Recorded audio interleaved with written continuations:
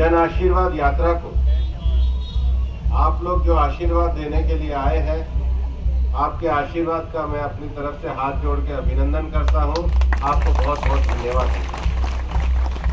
हमारी ये यात्रा 5 दिन तक चलेगी। हरियाणा से होते हुए राजस्थान में अजमेर तक जाएगी। मेरा ये सौभाग्य रहा है कि अजमेर से लेके और गुड़गांव तक, बल्कि मैं कहूँ तो दिल्ली देहात तक, मेरा एक भावनात्मक, पारिवारिक, शैक्षिक, जन्मभूमि और कर्मभूमि का हमेशा से संबंध और जुड़ाव रहा है। पार्टी ने संगठन के रूप में जो भी जिम्मेदारी दी, देश भर में उसको निभाने का काम किया। और मैं इस अवसर पर अपनी पार्टी के नेता, इस देश के नेता माननीय नरेंद्र मोदी जी को भी धन्यवाद देता हूं कि उन्होंने मुझे कैबिनेट मंत्री बना करके लोगों की सेवा को और व्यापक रूप में करने का अवसर प्रदान किया। और मैं ये कहना चाहूंगा कि हमारे प्रधानमंत्री जी एक विजन को लेकर के देश में काम कर रहे हैं। इस देश का बहुत बड़ा वर्ग गांव में किसानी और खेती करता था, और गांव में केवल किसानी का वर्ग नहीं, जो हमारा छोटा छोटा समाज है, नाई हो, धानुक हो, तेली हो, कुमार हो, खाती हो, इन सब लोगों के बच्चों के पढ़ने के अवसरों के लिए हम लगातार मांग करते रहे कि ओबीसी समाज के लिए कोई संवैधानिक आयोग बनना चाहिए। वैसे 1950 में बन जाना चाहिए था। वीपी सिंह की सरकार आई और भारतीय जनता पार्टी का समर्थन था। देश में पिछड़ों के लिए 27% का आरक्षण पहली बार लागू हुआ। लेकिन ये लागू होना अपने आप में पर्याप्त नहीं था, क्योंकि हमारे प्रोफेशनल इंस्टीट्यूशन में, मेडिकल कॉलेज में ये आरक्षण नहीं था। मैं प्रधानमंत्री जी का धन्यवाद देना चाहूंगा कि उन्होंने आने के बाद हमारे मेडिकल और प्रोफेशनल कॉलेजेस में 27% का आरक्षण करके पहली बार ये इतना बड़ा अवसर हम सब लोगों को दिया। और इतना ही नहीं, इस सरकार में आने के बाद हमने क्रीमी लेयर की लिमिट को बढ़ाया। और हम ये जानते हैं कि देश भर में लगभग 1300 के करीब पूरे देश में सेंट्रल स्कूल है, जवान नवोदय विद्यालय है, सैनिक स्कूल है, और लगभग 14 लाख विद्यार्थी वहां पर पढ़ते हैं। प्रधानमंत्री जी ने पिछले साल ही फैसला किया था कि सेंट्रल स्कूल में भी 27% आरक्षण दिया जाएगा।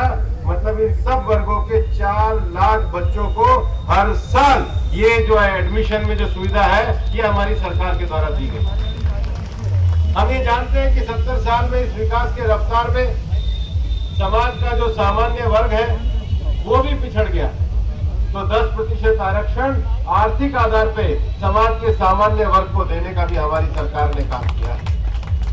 लेकिन इतना करने के बाद भी कुछ सामाजिक कुरीतियों से लड़ने की हमारी अभी लड़ाई बाकी है। हरियाणा सरकार ने आने के बाद 2 चीजों में बड़ी पहल करी।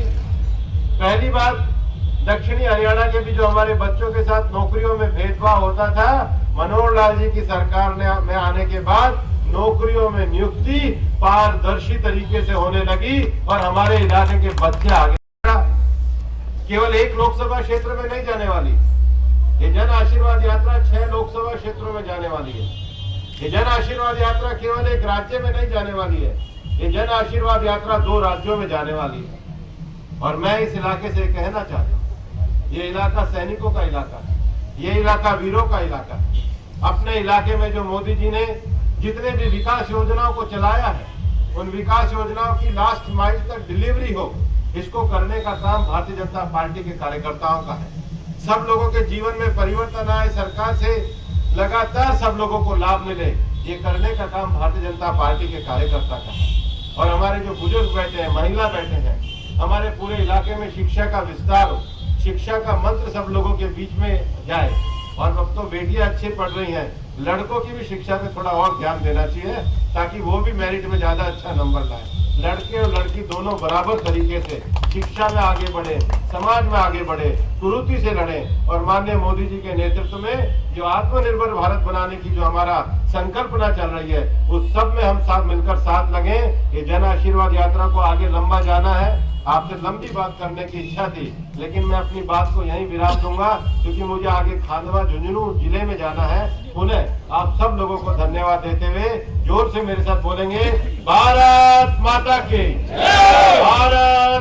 6 बच्चे आज HCS में, IAS में, विभिन्न सरकारी नौकरियों में जा रहे हैं, क्योंकि ईमानदारी से नौकरियां दी जा रही है। और दूसरी बड़ी समस्या कन्या भ्रूण हत्या की थी।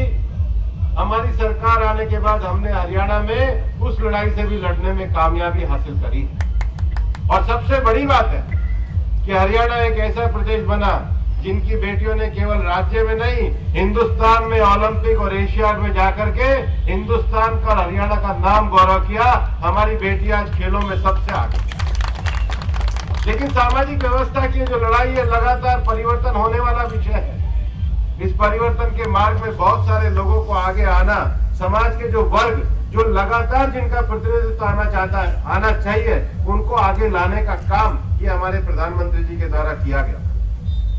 और इसलिए इस बार उन्होंने जो मंत्रिमंडल बनाया, आप देखोगे कि मंत्रिमंडल में 27 से ज्यादा पिछड़ों को स्थान दिया गया।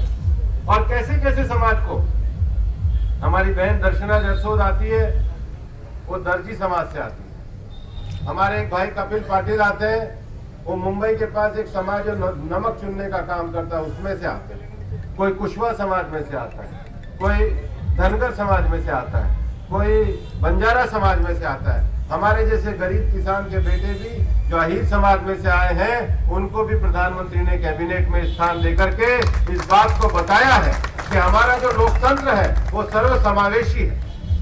और लोकतंत्र में लगातार नए नए लोगों का नेतृत्व आना आवश्यक है। आज इस इलाके से भूपेंद्र यादव है, कल कोई और गरीब यादव का बच्चा आगे आएगा, इलाके का नेतृत्व करके सेवा करेगा। सब लोग आगे आए, सबका नेतृत्व आगे बढ़े,